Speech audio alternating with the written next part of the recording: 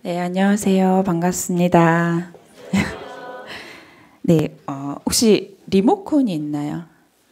없나요? 아, 네. 네, 이렇게 제가 할게요. 네. 네, 반갑습니다. 저는 섬돌 향림교회 교인이고요. 또 평소에는 지구 지역 행동 네트워크라는 단체에서 활동을 하고 있습니다. 저희 단체는 2009년에 한국, 중국, 멕시코, 남아프리카 공화국의 페미니스트들이 같이 모여서 만든 단체예요. 그래도 이렇게 연합 예배를 드릴 때나 그럴 때 몇 분들을 이제 배웠던 것 같은데 이렇게 초대해 주셔서 감사드리고요. 제가 이제는 뭐 이렇게 이야기하는 자리에서 별로 떨지 않는데 오늘 이 자리에 또 초대받아서 오니까 약간 좀 긴장되는 마음도 드네요. 오늘 주제는 단 한 사람이라도 아까 앞에서 이제 우리 함께 읽었던 마태복음 말씀과 함께 연결해서 생각해 보시면 좋을 것 같습니다. 우리가 평등, 차별 이런 거에 대해서 굉장히 익숙하게 들어온 말들이고 뭐 당연히 이제 어떤 윤리적인 태도로 알고 있는 그런 단어들이지만 사실은 오늘 차별과 혐오로 고통받는 사람들을 생각하는 주일이면서 또 기도문을 읽으면서도 저도 섬들에서 지난주에 읽고 또 오늘 여기서 읽고 하면서 좀 여러 가지 생각이 들었어요. 차별과 혐오로 고통받는다는 것을 우리가 어떤 것으로 생각하고 있을까? 사실은 평등과 차별에 대해서 조금 더 깊이 있게 생각해 봐야 우리가 그 고통에 대해서도 좀 더 다른 방식으로 생각할 수 있지 않을까라는 생각이 들고요. 오늘은 그래서 그런 이야기들을 좀 해보려고 합니다. 요새 페미니즘 이런 얘기 되게 많이 듣죠. 예전 몇 년 전만 하더라도 사실은 여성운동, 여성주의 뭐 이런 얘기는 그래도 들었었지만 페미니즘이라는 단어를 직접적으로 이렇게 대중적으로 많이 얘기하고 언론에서도 자연스럽게 나오고 이렇게 된 지는 또 몇 년 안 된 것 같아요. 이제는 이제 익숙하게 많이 듣는 단어이지만 근데 페미니즘이 뭘까요? 페미니즘이 뭐라고 생각하세요? 페미니즘.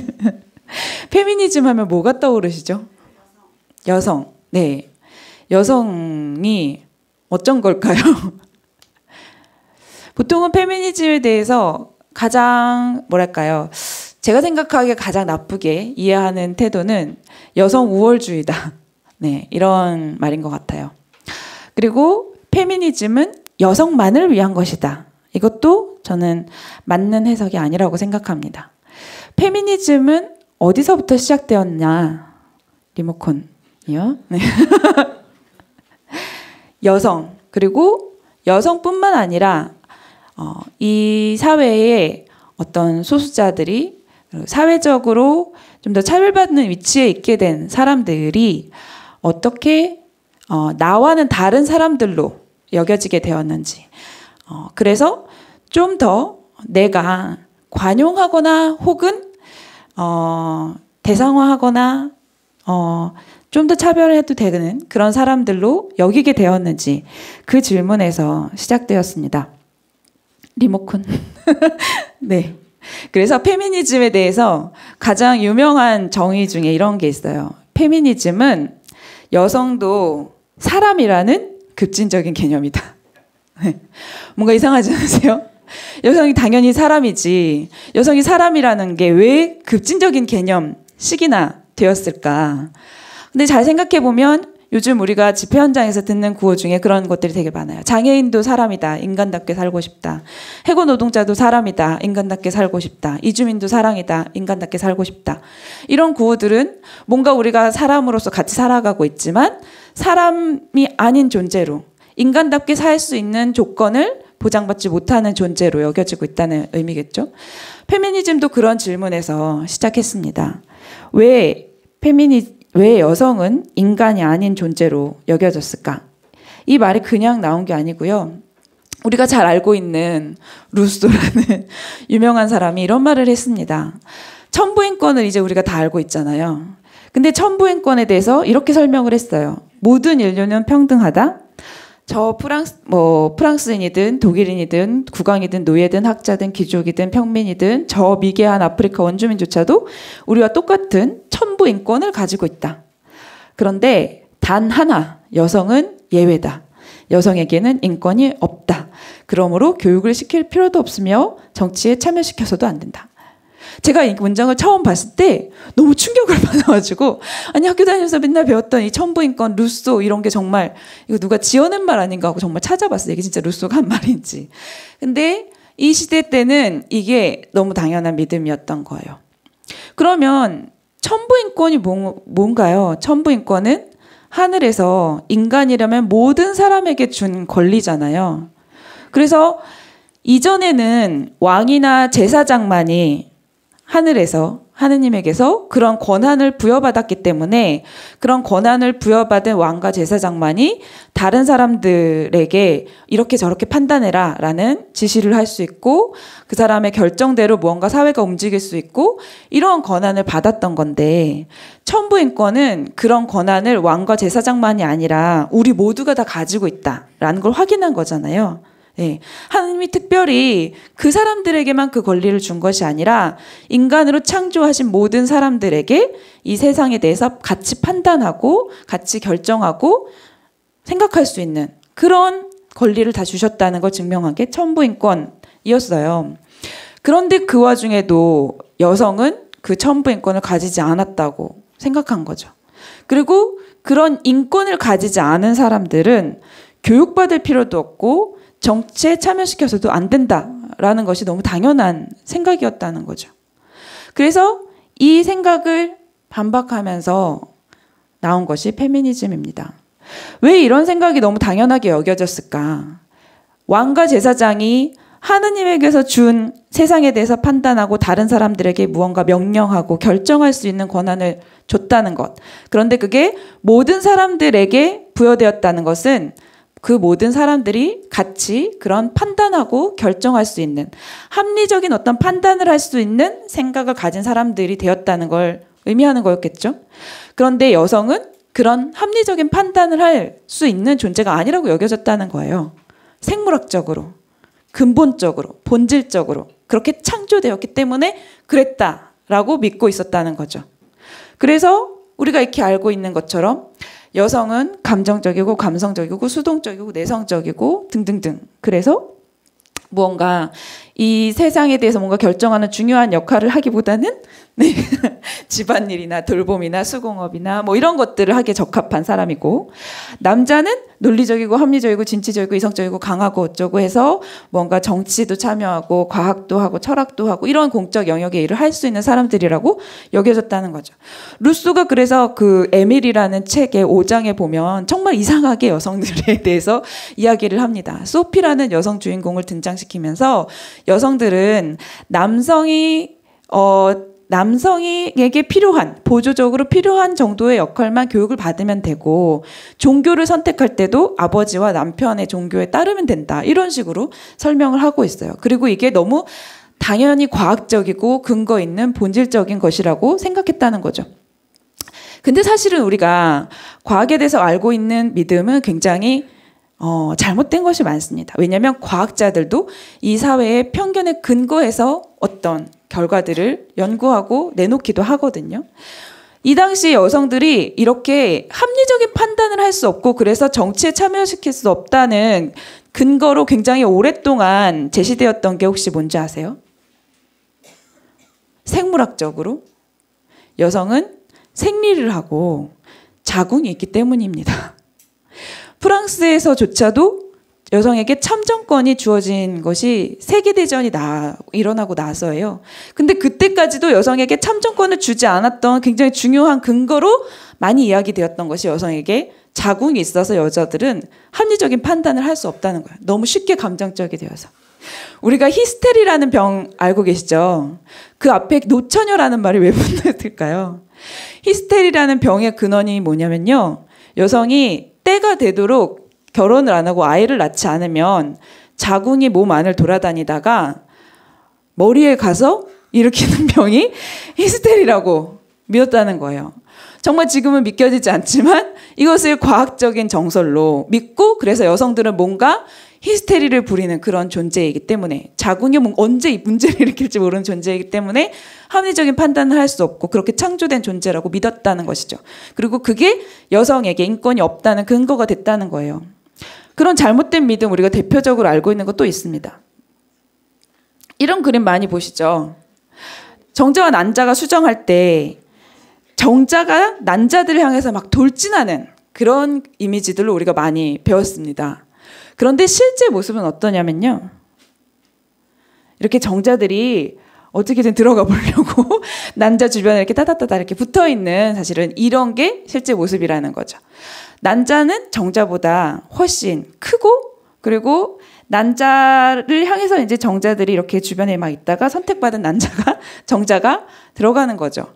근데 왜 앞에 같은 이미지를 계속해서 우리가 배우고 자꾸 언론이나 뭐 교과서나 이런 데서 그런 이미지로만 그려질까요? 남성들은 뭔가 항상 돌진하고 여성들을 향해서 돌진해서 무언가 진취적으로 쟁취해내는 그런 것으로 생각하고, 그것을 과학적인 이미지로도 만들어내고 그것을 정설로 만드는, 그런 믿음을 만드는 세계가 사실은 우리 사회 안에 있다는 거죠.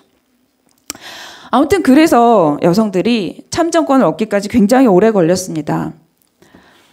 아마 많이 보셨을 거예요. 서프러제트라고 참정권 운동을 하던 여성들을 서프러제트라고 했는데요. 이 여성들은 그냥 얌전하게 참정권 운동을 한 사람들이 아니에요. 정말 과격하게 했습니다. 그리고 여기에 굉장히 많이 참여한 여성들은 공장에서 장시간 일하면서 저임금을 받고 성희롱을 당하던 여성 노동자들이었어요. 이 여성 노동자들이 참정권 운동을 하면서 우리가 지금 집회하다가 감옥에 가는 것처럼 정말 많은 여성들이 거리에서 참정권을 요구하면서 싸우고 감옥에 갔다 오고, 그런데 양육권조차도 주어지지 않았었기 때문에 싸우고 감옥 갔다 오고 이러는 사이에 남편이 애 보기 힘드니까 다른데 그냥 애를 줘버려도 이 여성에게는 그 권한이 아무것도 없었어요. 그래서 너무 아무리 근데 이렇게 열심히 싸워도 긴 신문에 기사 한 줄 안 나는 거예요. 그래서 어떻게 했냐면 어떤 여성이 왕이 참석한다는 승마장에 가가지고 여성에게 참정권을 보장하라라는 플랜카드를 막 달려오는 말에 목에다 걸고 말에 치여서 죽었습니다. 그래서 이 일을 계기로 해서 참정권 운동이 불같이 이제 더 크게 일어난 거예요. 그리고 나서 양육권이 먼저 생기고 참정권이 생겼습니다. 그런데 세계적으로도 이 시기가 굉장히 달랐죠. 가장 최근에 여성에게 참정권이 주어진 게 몇 년도일 것 같으세요, 혹시? 2017년까지는 아닙니다. 네, 약간 더 내려가도 돼요. 2015년. 네. 2015년이 되어서야 사우디아라비아에서 여성에게 참정권이 주어졌습니다. 그나마 여전히 모든 공적 장소에 갈 때는 남성을 대동해야 되기 때문에 투표소에 갈 때도 남자와 같이 가야만 투표를 할 수 있죠. 그리고 참정권이 주어지고 나서도 그때까지 계속 논쟁 중이었던 것이 여성이 혼자서 운전을 해도 되느냐 이것이었어요. 네, 그렇습니다. 그런 일들이 사실은 여전히 벌어지고 있다는 거죠. 우리가 아까 봤던 여성에게 참정권을 주지 않았던 그 근거를 여태까지 믿음으로 가지고 있다는 거예요. 그래서 우리가 많이 알고 있는 유명한 말이 있습니다. 이 시모네 드 보부아르라는 사람이 여성은 태어나는 것이 아니라 만들어지는 것이다, 이런 말을 했어요. 이것은 여성이 하나님에게서 그렇게 창조되어서 본질적으로 그런 존재인 것이 아니라 여성이 그런 존재라는 믿음을 사회적으로 만들었고, 그래서 그런 존재로 자라도록 계속 가정에서, 학교에서, 사회에서 그렇게 만들어 왔다는 것이죠. 그런 존재로 계속 철학적인 과학적인 교육을 받지 못하도록 하고 살림하는 교육만 받게 함으로써, 여성에게 그런 판단력을 주지 않게 함으로써 그런 존재로 만들어 왔다는 거고요. 아직 넘기지 말아주세요. 네. 그래서 이런 얘기를 합니다. 여성으로서의 내가 나 자신을 규정하려면 우선 나는 여자다라고 선언하지 않으면 안 된다. 이 말은 내가 여성이라고 이 사회에서 규정되어 왔던 것이 사실은 나를 어떤 인간에 못 미치는 존재로, 합리적이지 못한 존재로 그렇게 여기게 만들어 왔는데, 이제 내가 나 자신을 여성으로서 다시 정의해야 된다. 여성이 무엇인지에 대해서. 그런 말이었던 거죠. 그런데 사실 이것이 그냥 남성과 여성 이런 차원의 문제가 아니라, 참정권을 얼마나 줄 거냐 이런 차원의 문제가 아니라, 지금까지 우리 사회에서 계속 유지되고 있는 자본주의 사회 세계에서도 여전히 이 믿음이 어떤 방식으로 작동하고 있어요. 이런 피라미드 그림이 있습니다. 자본주의가 어떻게 유지되고 있는지에 대한 그림이에요. 맨 아래 칸에 보시면 여성과 아이들, 가난한 사람들이 이 위에 피라미드를 다 떠받치고 있습니다. 그리고 맨 아래에는 죽어있는 아이도 보이시죠? 이 수많은 사람들이 정말 힘들게 노동해서 이 피라미드를 다 떠받치고 있는데, 어때요? 세 번째 칸 윗부분에 가시면 여성의 모습은 아예 보이지 않죠. 여성과 아이의 모습은. 바로 윗칸에 몇 명의 여성들이 있습니다. 여성들이 그나마 요 윗칸, 한 칸 위로 올라가려면 여성들에게는 어떤 경제적인 권리나 그런 동등한 권리가 없기 때문에 사실 남편의 부인이 되거나 아니면 정부가 되거나 뭐 이런 식의 방법을 통해서만 신분을 상승할 수 있었다라는 모습을 보여주는 그림이죠. 그리고 그 위에는 이 사람들을 통치하는 군인과 뭐 왕과 제사장 이런 종교인들이 있고, 맨 위에 자본이 있는 그림입니다. 네. 우리가 자본주의가 사람을 착취하고 있다 이렇게 얘기를 할 때 어떻게 착취하고 있는지에 대한 그림을 이런 식으로 이제 표현을 해요. 뭐 익숙히 우리가 알고 있는 내용이죠. 우리가 8시간 일하면 8시간 일한 만큼 임금을 준다고 얘기하지만 사실은 그렇지 않잖아요. 우리가 4시간 일한 만큼 임금밖에 못 받는 거죠. 예를 들면 나머지 4시간 동안 우리가 훨씬 더 많이 생산해낸 그 이유는 회사 사장들, 임원들이 가지는 거죠. 자본가들이 가지는 거죠. 그런데 사실은 더 많은 부분 착취하고 있는 부분이 있습니다. 임금으로 포함되어 있다고 사람 착각하고 있지만 사실은 임금으로 주어지지 않는, 그렇지만 그 일들이 사실은 이 노동자들을 유지하기 때문에 이 착취 체계가 가능하도록 굴러가고 있는 중요한 노동, 뭐냐면 이 아래에 있는 컨베이어 벨트죠. 자본주의가 제대로 굴러가려면 노동자들이 아프지 않아야 되고, 마음이 힘들 때 정서적인 위안을 얻어야 되고, 힘들 때 쉴 수 있어야 되고, 계속 일할 수 있는 노동자들을 낳아야 되고 길러내야 됩니다. 그런데 이런 일들을 하는 중요한 이 가사 영역에서의 일들이 우리 사회에서는 경제적인 가치로 매겨지지 않죠. GDP의 이 영역의 일들은 노동으로, 어떤 가치 있는 것들로 포함되지 않습니다.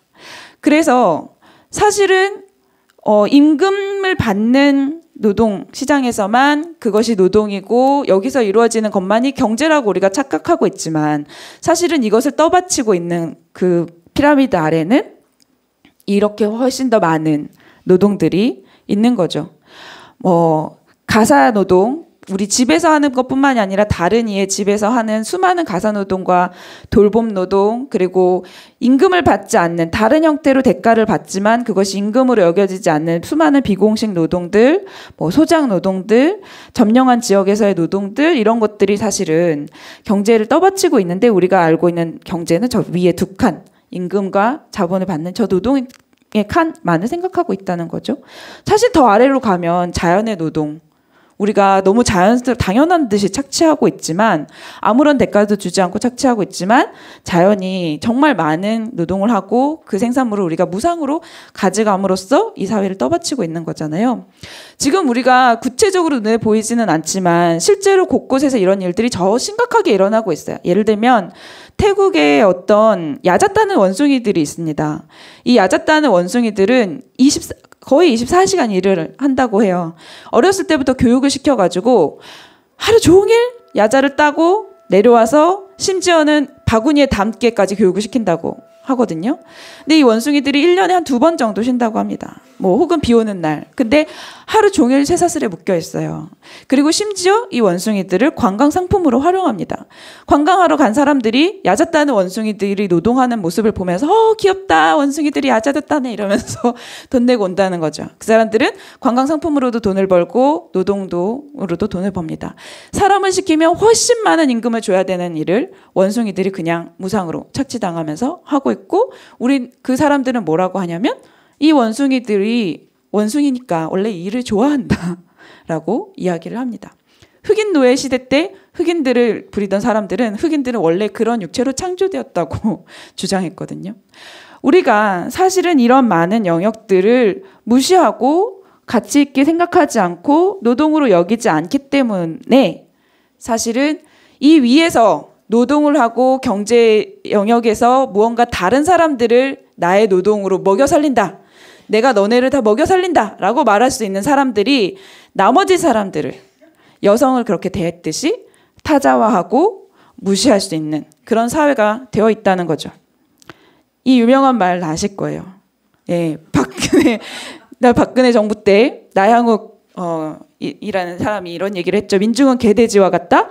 개돼지로 보고 먹고 살기만 해주면 된다. 이렇게 얘기를 했습니다. 이 사람이 그냥 이 사람 혼자 이상해서 이런 얘기를 한 게 아니에요.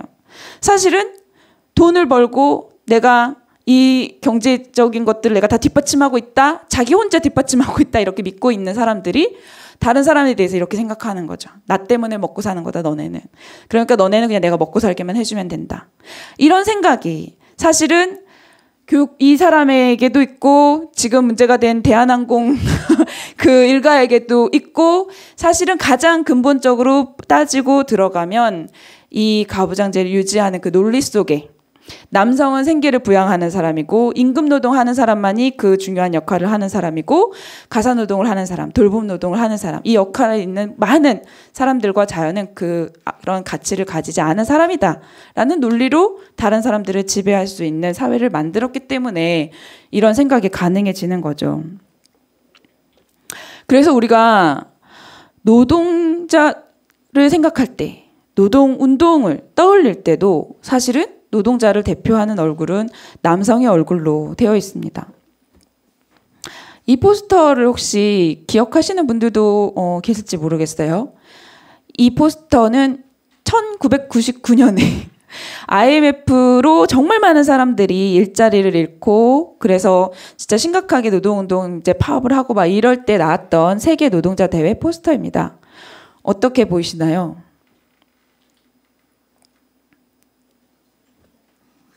어떤 문제가 보이시나요? 이제 당신만이 희망입니다. 라는 문구가 있고 저 뒤에 뭔가 흐릿한 누군가가 보이십니까? 네. 여성이 이 남편의 부인으로 이 남성의 부인으로 추정된 어떤 여성이 아주 형체도 거의 보이지 않는 모습으로 아이를 안고 투쟁에 나가는 남성의 뒷모습을 보면서 이제 당신만이 희망입니다라고 말하고 있어요. 그런데 아마 이 시대를 기억하시는 분들은 다 기억하실 거예요. 정리해고 영순이 누구였습니까? 여성들이었거든요. 농협에서 부부 직원으로 일하던 많은 사람들 중에 부부 노동자 중에 여성들은 가장 영순위로 해고가 됐고, 남성들만이 아니라 여성들이 정말 많이 해고가 됐고 그 뒤로 불안정 비정규직 일자리로 갔습니다.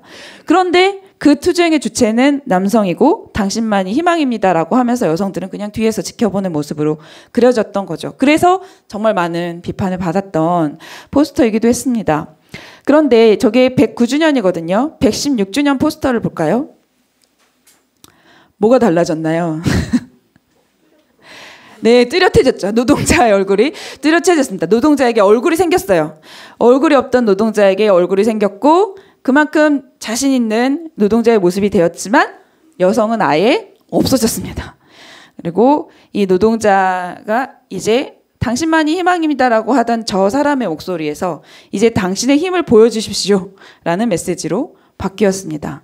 네, 여전히 희망이 됐던, 힘을 보여주던 그 주체는 남성 노동자의 얼굴로 얘기되고 있는 거죠.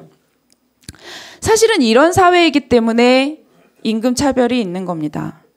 그냥 여성은 뭔가 능력이 부족하고 빨리 결혼을 해야 되고 뭐 이래서 당연히 임금 차별을 받아도 되는 것이 아니라 노동의 주체, 이 세상 움직이는 주체는 여성이 남성으로 되어 있고 여성들은 잠시 필요할 때 그 일자리에 갔다가 필요 없어지면 빨리 다시 집으로 돌아가야 되는 그런 사람들로 여겨지기 때문에 여전히 여성들에게 입직차별과 성희롱과 저임금 비정규직과 뭐 여러 가지 경력단절과 이런 일들이 일어나는 거죠.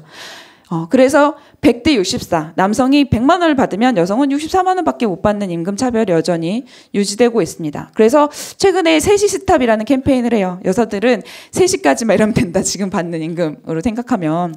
성희롱 문제, 단지 직장 안에서 정말 이상한 어떤 남자가 성적 욕망을 참지 못해서 희롱을 하는 그런 차원의 문제가 아닙니다. 이미 직장 안의 구조가 여성들에게 이렇게 차별적으로 되어 있고 여성들은 뭔가 금방 일자리를 그만둘 수 있는 사람들이고 그렇기 때문에 중요한 직책이 맡겨지지 않고 집안에서와 같이 직장에서도 여성들에게는 뭐 분위기를 띄우고 다른 사람들의 감정을 살피고 뭐 다른 어떤 돌봄의 어떤 역할을 해야 되는 그런 사람들로 여겨지고 있기 때문에 성희롱도 자연스럽게 일어나는 거죠. 그래서 우리가 성이라는 것을 생각할 때 이것이 정말 타고난 것이냐 아니면 그렇게 선택되어서 혹은 그렇게 주어져서 살고 있는 것이냐라는 점에 대해서 생각하는 것은 또 한 가지 굉장히 중요한 질문이 됩니다. 여성이 본질적으로 그렇게 타고난 사람이었다고 믿는 것처럼 우리가 믿고 있는 또 하나의 착각이 있습니다. 뭐냐면 이 세상에는 완전히 남성적인 남성과 완전히 여성적인 여성이 딱 두 그룹의 사람만 있다고 생각하는 거예요. 그런데 사실은 그렇지 않은 사람들이 전 세계에 굉장히 많이 있습니다. 네, 이런 사람들에게 각각의 문화권에서는 이름이 있어요. 인도에서는 이런 사람들을 히즈라라고 하고, 네, 타히티에서는 마후라고 부르고, 뭐 북아메리카에서는 뭐 버다치, 뭐 무회 이런 다양한 이름으로 부릅니다. 그래서 남성과 여성 이렇게 딱 두 개의 성별의 이름 기준만 있는 게 아니라 그 사이에 성별을 가지고 있는 다양한 사람들을 부르는 이름이 고유의 이름이 다 있다는 거죠. 그렇다는 건 원래부터 우리 사회가 다 여성과 남성만을 기준으로 삼고 있지 않았다는 걸 의미해요. 한국은 안타깝게도 그런 언어가 뭐가 있는지 지금 많이 남아있지 않아요. 하지만 한국에도 분명히 있었을 거라고 저는 생각합니다. 다른 사회권에 다 있거든요. 네. 그래서 성별은 양쪽 끝이 아니라 어떤 스펙트럼으로 생각해 볼 수 있어요. 저 끝에 바비 인형 같은 완전히 전형적인 어떤 여성성의 모습이 있다면 이쪽 끝에 지아이조 같은 아주 전형적인 남성성의 모습이 있고 그 사이에는 굉장히 다양한 모습을 지닌 이제 성별의 사람들이 있다는 거죠. 그래서 이런 걸로 얘기하기도 합니다. 이제 생물학적인 성별, 뭐 아니면 자신을 드러내는 어떤 표현, 성별에 대한 표현, 그리고 성적 지향, 뭐 이런 것들도 다 양쪽 극단만 있는 것이 아니라 그 사이에 굉장히 다양한 사람들이 있다는 거죠. 뭐 이것을 오늘 뭐 여기서 다 자세히 얘기할 수는 없겠지만 그래서 여기 중간에 보면 인터섹스라고 있죠. 간성이라고 부르는 사람들이 있습니다. 실제로 간성이 남성과 여성의 중간 성기를 가진 사람 혹은 두 개의 성기를 다 가진 사람이라고 생각하는 경우가 많은데 그렇지 않고요. 간성의 스펙트럼이 굉장히 넓어요. 염색체가 XX, XY만 있는 게 아니라 XXY, XXX 뭐 이런 굉장히 다양한 형태의 염색체가 있고 호르몬도 여성의 염색체를 가지고 태어났지만 남성 호르몬이 훨씬 더 많은 사람들이 있고 그 반대도 있습니다. 그래서 어떤 것이 정말 100% 완벽하게 성별을 결정짓는 기준이냐라는 것이 과학적으로도 아직 밝혀진 바가 없어요. 과학적으로 우리가 생각하는 완벽한 성별이 되려면 염색체와 호르몬과 성기의 발달과 그 다음에 다시 또 호르몬의 영향과 이런 많은 것들이 같이 복합적으로 작용을 해야 우리가 전형적으로 그리는 여성과 남성의 모습이 나온다는 거죠. 그래서 타고난 생물학적 성별이다라는 것도 딱 두 가지의 이분법적인 것만 있는 것이 아니고 성적 지향이라는 것도 당연히 그렇게 창조되었기 때문에 여성은 남성을 이렇게 이성 간에만 사랑을 할 수 있다는 믿음도 사실은 뭐 그렇게 근거가 있는 것은 아니라는 겁니다. 그런데 우리가 그런 믿음을 가지고 있기 때문에 사실은 그렇지 않은 사람들이 이 사회에서 다른 사람들과 관계를 맺으면서 살아가기가 굉장히 어려워요. 해외에서 당신의 주변에 이런 성소수자 친구가 있습니까? 라고 물어본 질문에 대답한 사람의 비율입니다. 한국이 맨 끝에 있어요. 파란색이 그렇다고 답한 사람의 비율이거든요. 네, 보이시죠? 얼마나 적은지. 반면에 다른 나라들에서 이렇게 많은 사람들이 내 주변에 성소수자 있다라고 답하고 있습니다. 이건 뭐냐면 정말로 그 사회에는 성소수자가 더 많아서가 아니라 내가 성소수자야 라고 편하게 다른 사람에게 얘기할 수 있는 사람들이 그만큼 많아졌다는 얘기겠죠. 한국에서 성소수자 학생들이 얼마나 차별과 괴롭힘을 받는지에 대한 설문 내용을 보면 성소수자 청소년들이 스트레스 80%에 다 가깝고 우울증이나 학습의욕 저하, 자살 시도, 자해 이런 비율들도 굉장히 높게 나오고 있습니다. 그만큼 성소수자라는 걸 말하면 선생님과 학생들과 부모님으로부터 엄청난 이제 차별과 혐오를 받기 때문이고 심지어는 학교에서 선생님이 다른 학생들이 있는 앞에서 다른 학생들한테 너 그렇게 행동하다니 게이하냐? 이런 식으로 놀리고 그러면 학생들이 그걸 가지고 계속 뒤에서 지우개 던지고 칼에다가 죽으라고 칼로 책상에다 낙서해놓고 이런 일들이 너무 많이 벌어지고 있는 거죠. 직장에서도 마찬가지입니다. 직장에서도 이런 차별이 너무 심하기 때문에 사실은 자기가 성소수자다라는 것을 밝히고 일을 할 수 있는 사람들이 거의 없죠. 예, 그리고 알려지게 되면 바로 해고를 당하거나 불이익을 여러 가지 불이익을 받게 되겠죠. 그런데 직장에서 맨날 사람들이 물어봅니다. 남자친구 있어? 여자친구 있어? 언제 결혼할 거야 자기는? 뭐 이런 거 계속 막 물어보면서 누구 소개시켜줄까? 이런 얘기 계속 합니다. 당연히 모든 사람들이 이성애자인 것처럼 간주하고. 네. 트랜스젠더인 사람들이 왜 굳이 그렇게 그냥 생긴 모습대로 살면 되지 왜 굳이 그렇게 다른 성별로 인정을 받으려고 하고 또 뭐 수술을 굳이 하려고 하느냐 이런 질문들을 많이 하세요. 그런데 실제로 트랜스젠더들이 그래서 어떤 현실에 처해 있는지를 보세요. 취업을 해야지 돈을 벌잖아요. 근데 취업을 하려면 주민등록번호가 딱 2개 성별 체계로만 되어 있고 이 노동 구조 안에서는 모든 것이 다 성별 기준에 맞게 되어 있기 때문에 다 분리되어 있고 그렇기 때문에 회사 생활을 할 수가 너무 취업도 어렵고 회사 생활도 어렵습니다. 그래서 취업을 해야 되는데 트랜스젠더인 게 티나서 취업이 안 돼요. 아무리 겉모양이 내가 다른 성별의 모습을 지니고 있어도 주민등록번호에서 일단 티가 나기 때문에 취업이 안 돼요. 취업이 안 되기 때문에 돈이 없어요. 돈이 없어서 수술을 못하죠. 수술을 해야지 어쨌든 뭔가 자신이 생각하는 성별의 모습을 인정받고 돈을 벌 수 있는데 또 수술을 못해서 돈이 없어요. 그 수술을 못해서 성별 정절을 못해요. 그래서 또 티가 나서 취업이 안 돼요. 이런 악순환으로 계속 돌아가게 된다는 거죠. 네, 그것은 이 사회의 구조가 이미 너무 성별화되어 있고 그것 자체가 이미 차별적인 구조이기 때문입니다. 사실은 트랜스젠더에게만 이런 일이 벌어지는 게 아니고요. 많은 이주 여성 노동자들이 산재를 경험하는데요. 이 산재를 겪은 이주 여성 노동자들의 그 이유를 봤더니 일을 너무 많이 해서라거나 다른 사람들보다 더 무거운 걸 많이 들게 해서가 아니라 뭐였는지 아세요?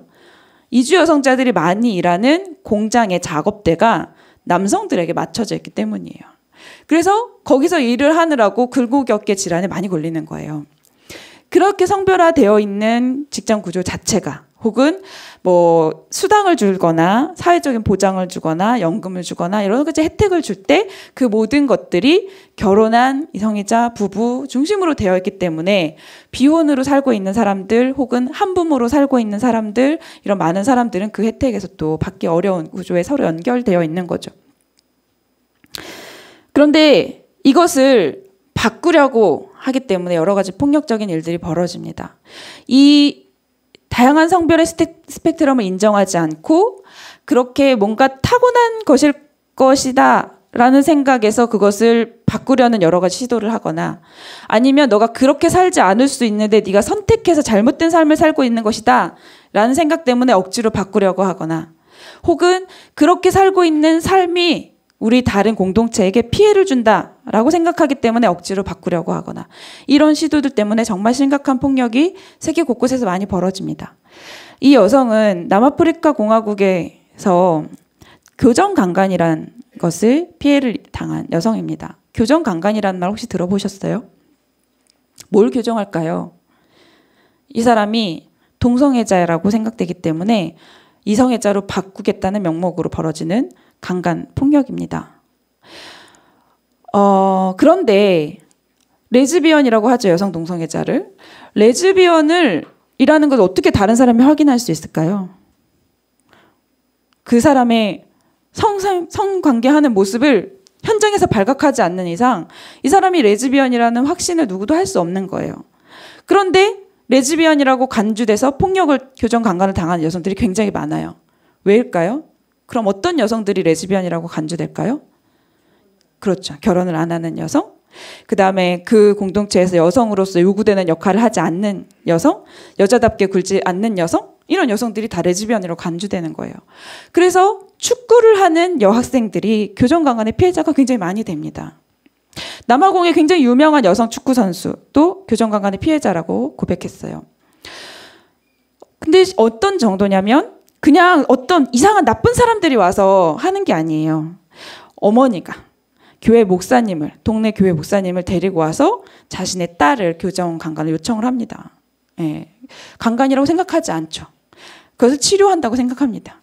그래서 목사님이 딸을 강간을 하고 그 사이에서 심지어 몇 차례 반복돼서 아이가 생기는데 그 아이를 너가 완전히 아직 이성애자가 안 됐으니까 키울 자격이 없다면서 다른 집에 또 보내고, 이런 식의 폭력이 벌어진다거나, 혹은 남아공에는 지참금 문화가 있어요. 신부값을 받을 수 있습니다. 삼촌이 지참금을 받고 자기 조카를 얘가 동성애자니까 너가 교정시키라는 명분으로 강제로 결혼을 시킵니다.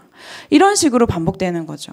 그렇다는 얘기는 이 사회에서 이 여성 성소수자들에 가해지는 폭력이 단지 동성애자라는 것 때문에 벌어지는 폭력뿐만이 아니라 여성으로서의 역할을 제대로 하지 않는다는 규범 때문에 벌어지는 폭력이기도 하고, 또 하나 결정적으로는 남아공 사회가 인종차별 정책을 끝내면서 세계적으로 굉장히 훌륭한 헌법을 인권적으로 훌륭한 헌법을 만들고, 이 헌법에는 성소수자가 결혼할 수 있다는 내용까지 들어있음에도 불구하고 그 이후에 엄청난 한국처럼 신자유주의 정책이 추진된 거예요. 그러면서 많은 남성들이 일자리를 잃었습니다. 남성들이 일자리를 잃은 자리에 여성들이 일을 하게 되겠죠. 그런데 그 여성들을 일을 못하게 하고 혐오하고 남성의 일자리를 뺏은 사람들로 여기고 공동체로 다시 묶어두기 위해서 벌어지는 폭력이, 이런 교정 폭력이 강간이기도 하다는 거죠. 남아공에서 그래서 에이즈의 문제는 빈곤의 문제이고, 이런 성차별의 문제이고, 이런 폭력의 문제입니다. 정말 많은 여성과 아이들이 에이즈 감염이 되고 있습니다. 근데 남아공만이 아니에요. 전 세계적으로 한국에서도 이런 방식의 폭력이 자행되고 있습니다. 이것을 전환치료라는 이름으로 부릅니다. 하지만 이것은 치료가 아니에요. 그래서 미국의 심리학회에서 너무 이 폭력이 심각해서 성명을 냈습니다. 이것은 치료가 아니고 과학적으로 아무런 근거가 없다. 전환치료는 고문이다. 라는 성명을 냈습니다. 우리가 차별에 대해서 아까 기도문이나 또 노래나 이렇게 하면서 환대라는 이야기를 하고, 또 다른 사람의 마음을 아프게 하지 않는 것, 이렇게 이야기를 하죠. 그런데 차별은 다른 사람의 마음을 아프게 하는 것만이 차별이 아닙니다. 차별 없는 세상을 만들려면 내가 그 사람들에게 착하게 대하는 것으로 되는 건 아니에요. 장애인들이 요즘에 신길역에서 휠체어 리프트 추락 사고가 있어서 아침에 휠체어를 타고 지하철을 타는 출근 투쟁을 합니다. 그런데 이거 영상 보신 분 계세요, 혹시? 정말 많은 사람들이 그 지하철을 탄 장애인들을 향해서 고래고래 소리를 지르면서 시민들의 출근을 하는데 장애인들이 발목을 잡는다고 욕을 합니다. 장애인들이 나라에서 해주는 것 가지고 감사한 줄 알아야지 시민의 발목을 잡는다고 얘기합니다. 장애인들도 출근을 해요. 휠체어를 타고 지하철을 타고 버스를 타고 출근을 합니다. 하지만 우리는 장애인들이 출근하는 사람들이라고 생각하지 않죠. 휠체어를 탄 장애인을 가서 보면 요청하지도 않았는데 가서 막 무조건 밀어주려고 하고 이러는 관용을 우리가 호혜를 베풀지언정 그런 생각은 하지 않는다는 겁니다. 장애인들이, 우리가 길에서 휠체어 탄 장애인들이 이렇게 많이 볼 수 있게 된 지가 얼마 되지 않았어요. 정말 많은 장애인들이 집 밖에만 나오면 턱이 있고 계단이 있어서 밖을 나가지 못해요. 그래서 30 몇 년씩 40 몇 년씩 집안에서 시설에서 갇혀 사는 사람들이 되게 많습니다. 그런데 이 사람들이 아무의 눈에도 띄지 않았고 우리는 누구도 그거를 차별로 인식하지 않았던 거예요. 장애인들이 이동권 투쟁을 하기 전에는.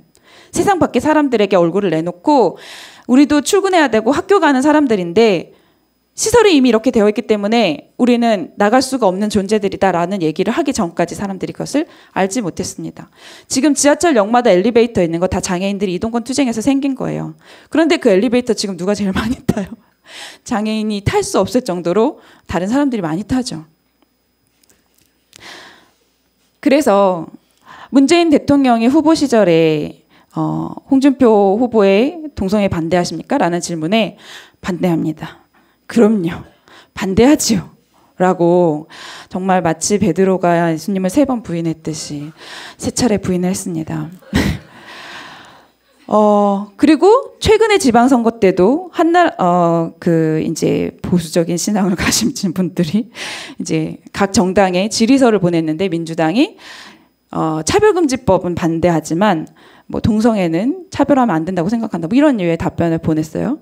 문재인 후보도 다음날 사과하면서 동성애 차별금지법까지는 아니지만 동성애를 차별하면 안 된다 이렇게 얘기했습니다. 사실은 말이 안 되는 거예요. 동성애 반대하지만 동성애 차별에는 하지 않겠다. 장애인은 반대하지만 장애인 차별은 하면 안 되겠다. 이런 얘기랑 똑같은 거거든요. 왜냐? 동성애에 반대한다는 건 이미 동성애자라고 살아가고 있는 사람들의 차별적인 조건을 인정하지 않는다는 거고 그것에 대해서 관심 갖지 않겠다는 얘기예요. 동성애자에게 착하게 대하는 게 동성애자를 존중해 주는 것이 아닙니다. 동성애자들이 어떤 구조에 살고 있는지를 생각하고 적극적으로 바꾸는 것이 그 차별을 바꾸는 태도입니다. 여성도 마찬가지고 이주민, 성소자, 장애인에게도 마찬가지예요. 왜냐하면 우리가 살고 있는 사회가 이렇게 이미 가족 안에서 학교 교육을 받으면서 또 종교적인 메시지를 통해서 많은 언론을 통해서 정치적인 것들을 통해서 이미 어떠한 사람들은 정상으로 여겨지지 않고 이 사회에서 당연히 배제돼도 되는 사람들로 잘못된 사람들로 여기고 그래서 그런 믿음 하에서 다른 사람을 혐오할 뿐만이 아니라 내가 그런 존재일까 봐 걱정하고 나를 혐오하는 결과를 만들고 그런 것으로 편견과 낙인을 만들고 그리고 이런 것이 바탕이 되면 자기 표현을 할 수 없고 그것 때문에 사회적 관계에 문제가 생기고 공공 영역이나 생활 영역이나 노동이나 경제생활 모든 전반에 내가 다른 사람들하고 똑같이 생활할 수 없는 환경이 만들어지는 겁니다. 그래서 내가 직장에 다니면서 장애인 소수자들도 내가 인정해 줄 수 있어 나는 이렇게 얘기하는 것 차원이 아니라 우리 사회에 이미 노동구조 안에 어떻게 차별적인 구조가 있는지를 우리가 관심을 가져야 그게 차별을 바꾸고 평등을 만드는 태도가 될 수 있어요. 저게 정치라는 게 있죠. 참정권을 위해서 투쟁했고 많은 사람들이 이제 한 사람당 한 표를 가질 수 있게 됐습니다. 하지만 한 사람당 한 표를 가진 게 우리가 지금 평등한 참정권을 가진 걸까요? 선거 때가 되면 이 정치인들이 누굴 가장 먼저 찾아가고 누구의 목소리를 귀 기울여 듣는지 보세요. 예. 우리는 그 현실을 바꾸지 않으면 동등한 참정권을 아직 가지고 있다고 할 수 없습니다. 어머 이렇게 나오면 안 되는데 애니메이션이 순서대로 나와야 되는데 네 제가 뭔가 애니메이션 안 넣었군요. 평등에 대해서 우리가 착각하고 있는 게 있어요. 저쪽 끝에 우리가 평등이라고 생각합니다. 이미 사람들의 키는 차이가 나는데 이 담장 밖을 키 큰 사람은 당연히 자연스럽게 볼 수 있지만 키가 작은 사람은 볼 수 없어요. 그런데 이 사람들에게 똑같은 단을 만들어주는 게 평등이 아닙니다. 네. 이 사람이 100 줬으니까 쟤도 100 줘라. 그냥 이렇게 얘기하는 게 평등이 아닙니다. 키가 큰 사람은 단을 놓고 더 높게 볼 수 있지만 키가 작은 사람은 똑같은 키의 단으로는 밖을 볼 수가 없어요. 그래서 키가 작은 사람에게는 더 높은 단을 쌓아주는 것이 공평한 거죠. 그런데 여기서 더 나아가서 이것을 정의로 만들기 위해서는 저 담장을 없애야 됩니다. 이 그림은 이렇게 되어 있지만 사실은 이 담장 자체가 없어지는 게 더 중요한 거죠. 그래서 모든 사람들이 시야를 가리지 않고 저 밖을 볼 수 있을 때 그것이 평등을 이루는 정의라고 생각합니다. 네, 넘어가 주세요.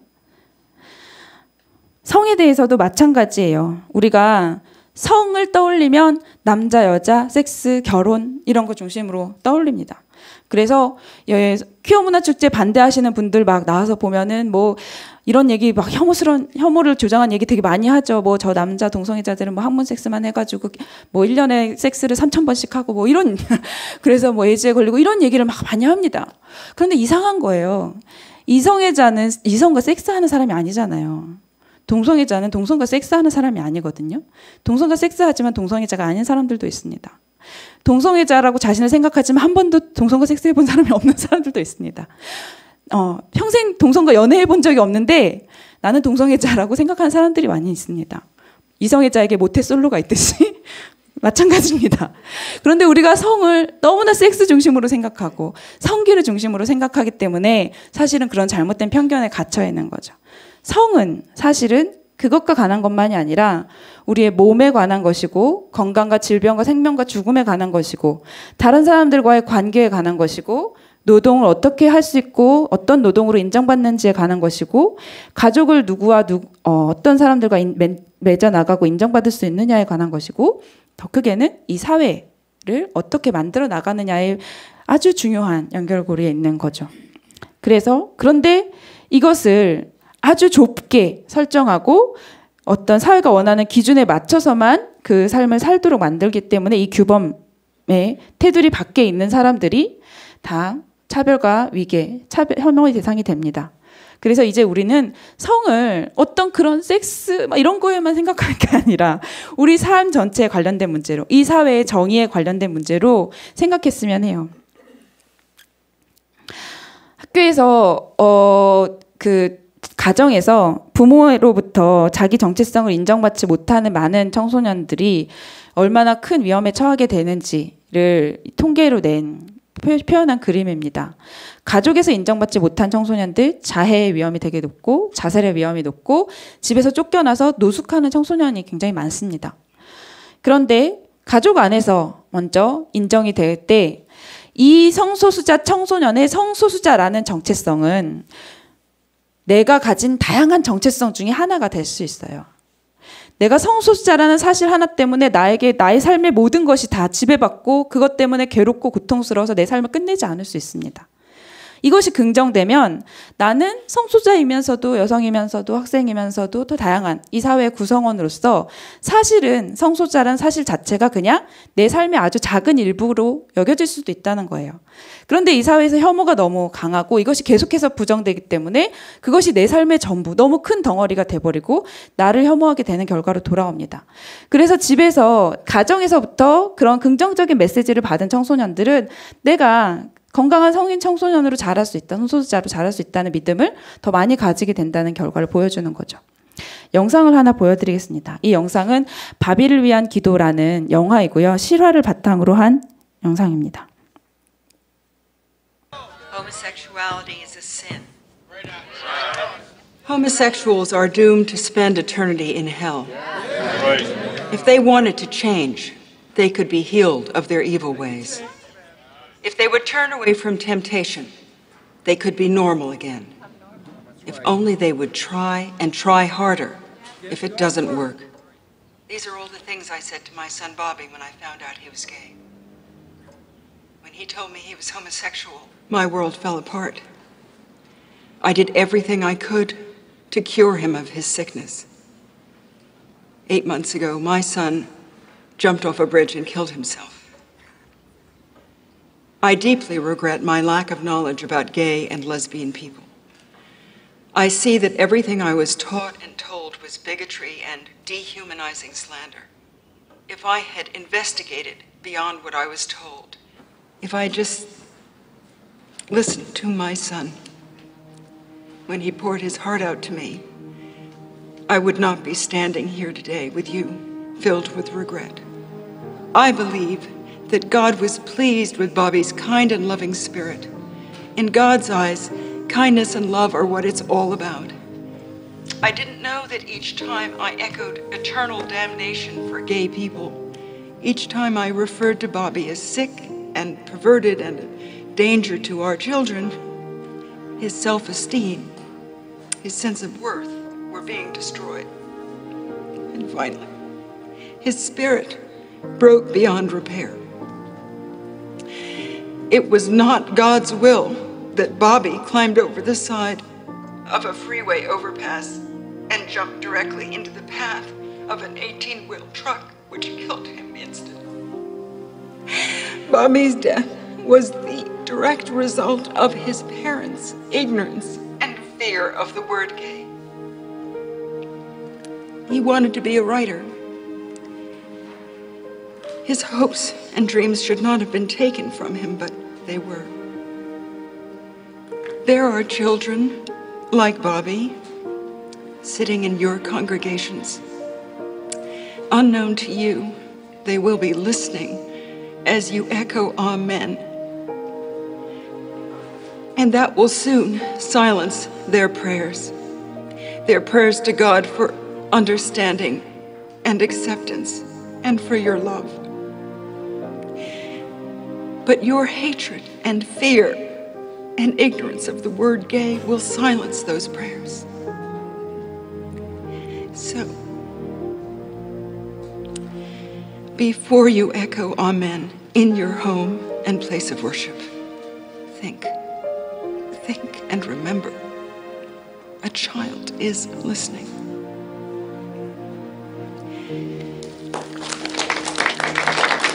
Go, Mom.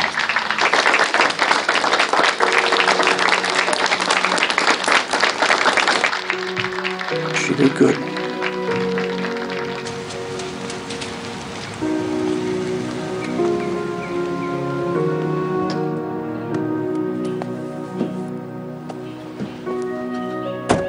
We lost. They voted the ordinance down. Well, we'll try again next year, right? So we're really going to San Francisco, huh? I think we have to. I don't think it's a choice. Well, that's ironic. Okay.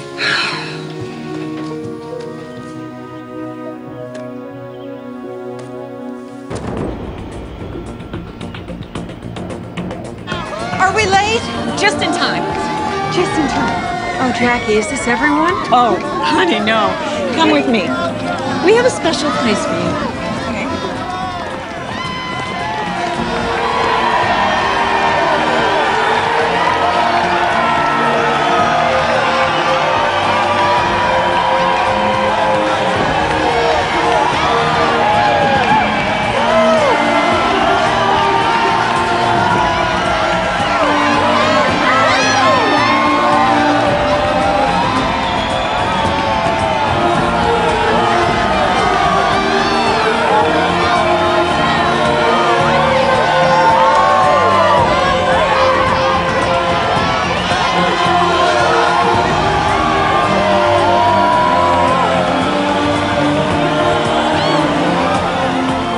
To all the Bobbies and Janes out there, I say these words to you as I would my own precious children.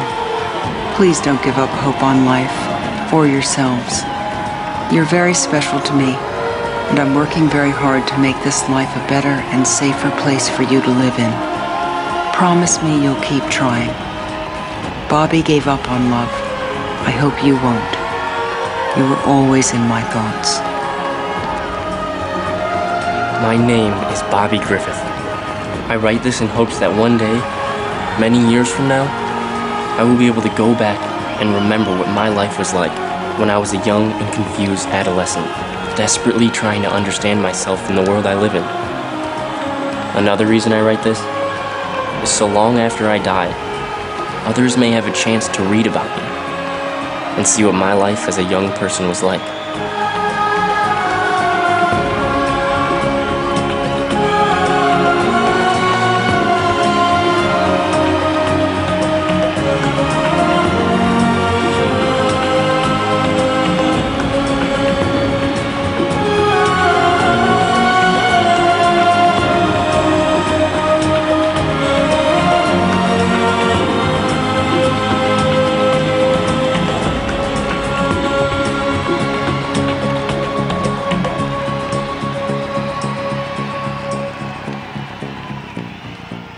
This is a crazy world.